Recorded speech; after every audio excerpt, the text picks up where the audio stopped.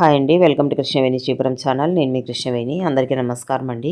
ఈరోజు recipe Vinayaka Chavithi special పూర్ణంతో కుడుములు, ఉండ్రాళ్ళు, మోదకాలు, అప్పాలు, అలాగే మెత్తటి భక్ష్యాలను కూడా ఎలా ప్రిపేర్ చేసుకోవాలో చూద్దాం రండి.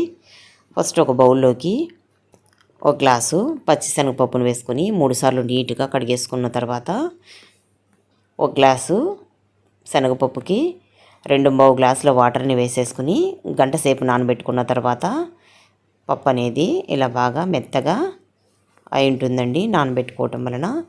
ఇప్పుడు దీన్ని ఇందులోకి ఒక గరిటె వరకు ఆయిల్ని వేసుకోండి. ఇలా ఆయిల్ వేసుకోవడం వలన పొంగిపోకుండా ఉంటుంది చాలా వరకు.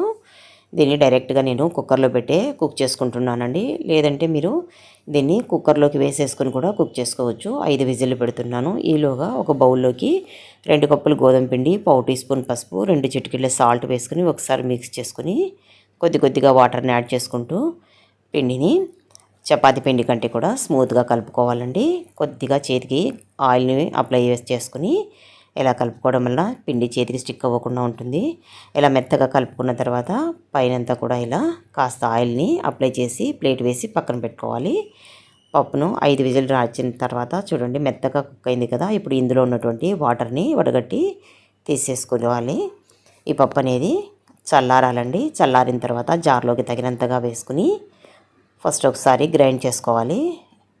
ఇలా గ్రైండ్ చేసుకున్నప్పుడు మనకి గట్టిగా ఉందనిపిస్తే కొద్దిగా ఈ కట్టును వేసుకుని పిండిని స్మూత్గా ఇలా గ్రైండ్ చేసుకున్న తర్వాత కడాయిలోకి వేసేసుకోండి. మిగిలినటువంటి శనగపప్పును కూడా ఇలాగే గ్రైండ్ చేసుకుని కడాయిలోకి వేసుకున్న తర్వాత ఒక బౌల్ తీసుకొని అందులోకి ఒక గ్లాసు శనగపప్పుకి 1.25 గ్లాసు బెల్లం అయితే కరెక్ట్గా సరిపోతుందండి.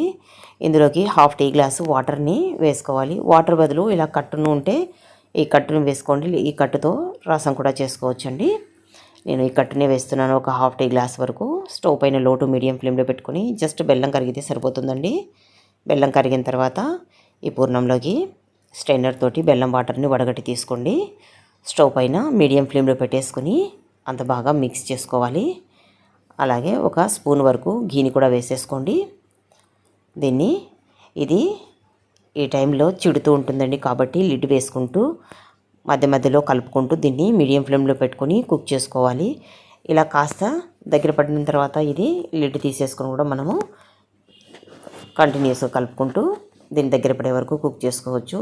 ఇప్పుడు చిట్టదు కాబట్టి ఇలా మనం తీసుకునే గరిటెకి కానీ గుడ్డుకు కానీ స్టిక్ అయ్యేంత గట్టిగా అయి ఉండాలి. ఇందులో కొద్దిగా యాలకుల పౌడర్ వేసి మిక్స్ చేసుకొని స్టవ్ ఆఫ్ చేసుకొని ఇందులో హాఫ్ వరకు నేను పక్కన పెట్టేసుకున్నానండి పూర్ణాన్ని.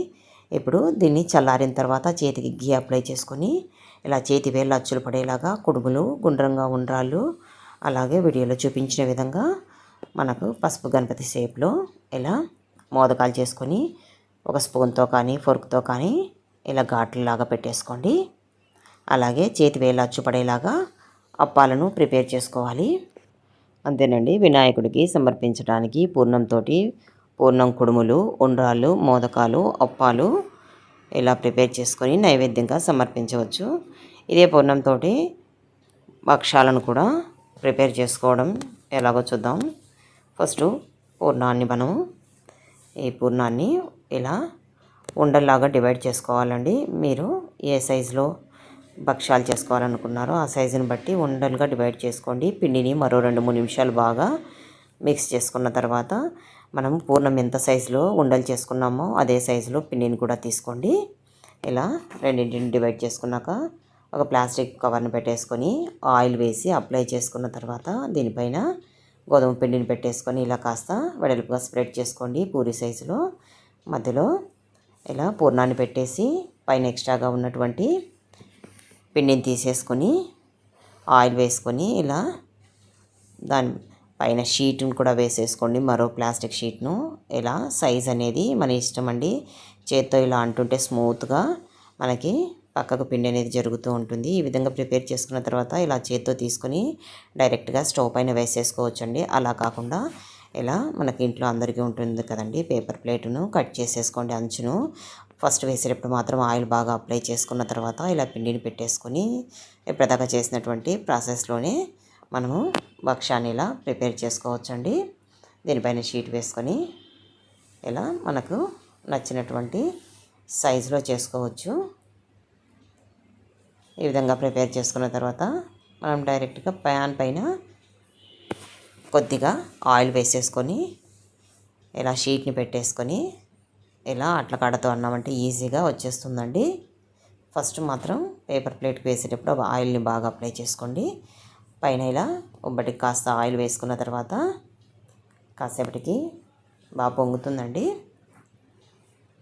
ఇప్పుడు ఒకవైపు ఫ్రై అయిన తర్వాత రెండో వైపుకి టర్న్ చేసుకుని రెండో వైపును కూడా కాలిన తర్వాత దీన్ని ఈ ఒబ్బట్టుకు ఒక చిన్న టిప్ అండి, మెత్తగా ఉండటం కోసము ప్లేట్ తీసుకొని ప్లేట్ పైన ఒకటి కాటన్ క్లాత్ వేసేసుకొని దానిపైన మనము ఈ భక్ష్యాన్ని వేసుకొని పైన మళ్ళీ అదే కాటన్ క్లాత్ తోటి కవర్ చేసుకొని పెట్టుకుంటే మనకి భక్ష్యాలు అనేవి బాగా మెత్తగా ఉంటాయండి.